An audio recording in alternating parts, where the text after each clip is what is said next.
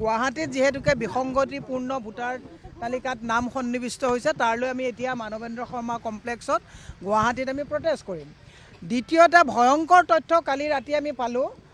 এজন ৰেছপন্সিবল বিধায়ক অখিল গগৈ ডাঙৰীয়াই বিজেপি সভাপতিয়ে জুম মিটিঙত য'ত বিজেপিৰ বেয়া তাত কংগ্ৰেছৰ বুলি ভাবি সেইবিলাক ভোটাৰ লিষ্ট কৰ্তন কৰি তাত তেওঁলোকে বেলেগ মানুহক অন্য মানুহক ভোটৰ লিষ্টত সন্নিবিষ্ট কৰাৰ কথা কৈছে।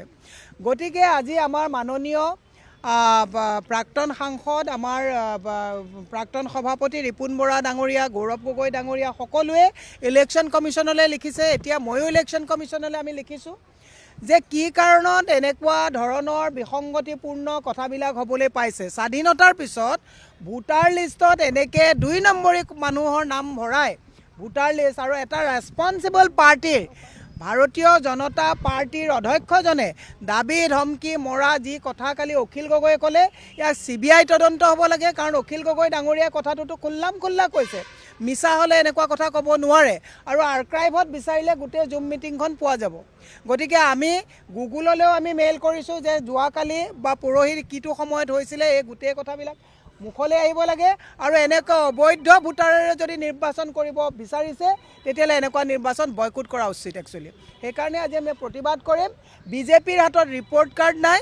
বিজেপিৰ এটাই কথা, বাকী ফাঁকি মাটি চোৰ গৰু চোৰ ভোট চোৰ এইবিলাক কাম কৰিয়ে বিজেপিয়ে মচনত দখল কৰিব বিচাৰিছে।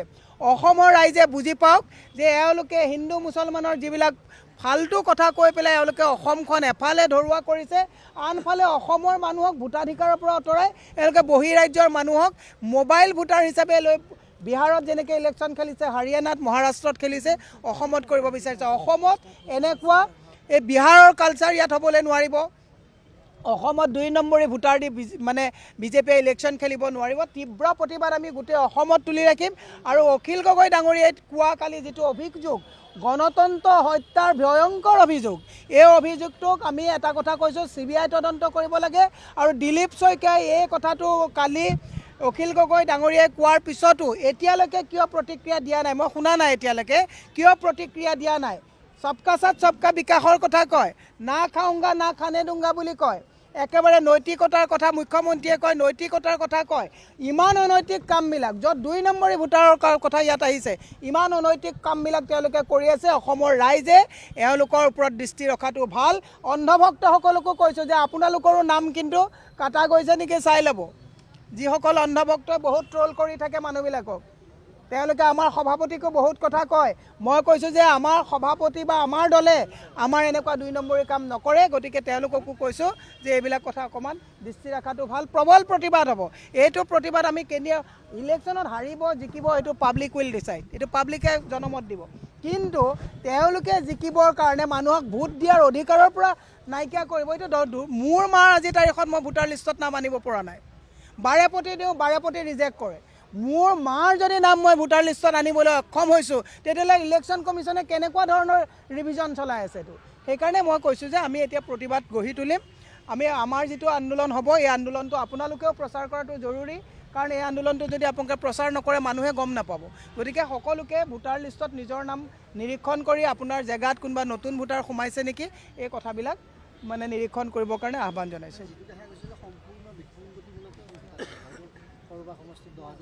সেইটো আমি বিহাৰতো কৈছোঁ যে 60 লাখ বিহাৰতো গৈছে। ৰাহুল গান্ধী ডাঙৰীয়াই তন্নকৈ গোটেই কথাবিলাক তাত দেখুৱাই দিছে। গতিকে এইটো হৈয়ে আছে। গতিকে আপোনালোকক মই এটাই বিনম্ৰ অনুৰোধ কৰিছোঁ যে এই কথাটো গণতন্ত্ৰৰ চতুৰ্থ স্তম্ভ হিচাপে গণতন্ত্ৰক হত্যা কৰিবলৈ ওলোৱা এনেকুৱা ভয়ংকৰ কাৰবাৰক আপোনালোকেও ৰাইজৰ মাজলৈ লৈ যোৱাটো আপোনালোকৰ নৈতিক দায়িত্ব আৰু কৰ্তব্যৰ ভিতৰত পৰে। মই আশা ৰাখিছোঁ যে আপোনালোকেও এই কথাখিনি ৰাইজৰ মাজলৈ লৈ যাব। গতিকে তাৰ কাৰণে অনুৰোধ জনাইছোঁ। আপোনালোকক মই বিনম্ৰভাৱে কৈছোঁ আমাৰ যিটো প্ৰতিবাদ হ'ব, যিহেতুকে আপোনালোকে আগতীয়াকৈ কৈছে ক'বলৈ, মই প্ৰতিবাদৰ পিছত ক'বৰ কাৰণে ৰেডি হৈ আহিছিলোঁ। কিন্তু আপোনালোকেও আমাৰ প্ৰতিবাদটো ৰাইজৰ মাজলৈ এইকাৰণেই লৈ যাব লাগে ৰাইজ যাতে সজাগ হওক। নাই, নিৰ্বাচনী আয়োগটো এতিয়া চৰকাৰৰ মৰ্চা। নিৰ্বাচনী আয়োগ বুলিবলৈ একোটো নাই, স্বতন্ত্ৰ নহয়। এইটো নিৰ্বাচনী আয়োগ বৰ্তমান আপোনাৰ বিজেপি চৰকাৰৰ এটা যেনেকৈ যুৱ মৰ্চা, মহিলা মৰ্চা, নিৰ্বাচনী মৰ্চা।